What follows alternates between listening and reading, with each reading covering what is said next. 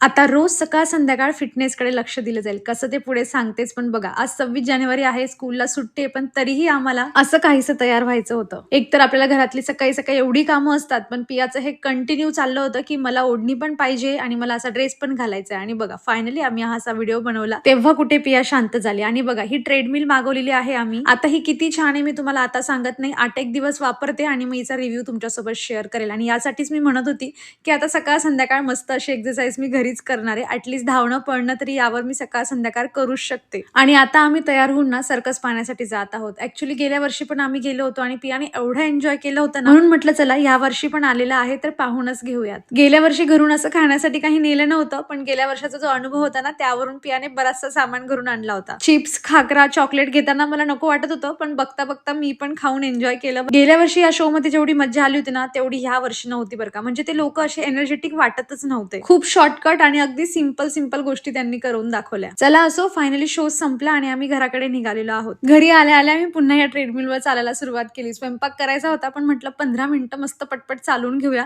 नवीन वस्तू असली की एक्साइटमेंट पण असते. आणि घेताना हे ठरवलं पण होतं की दिवसातून 2 वेळा तरी किमान यावरून चालणं झालंच पाहिजे. आता ही रुटीन फॉलो करण्यासाठी मी आजपासून सुरुवात केलेली आहे. चला मग आता मी व्हिडिओ संपवते. बाय.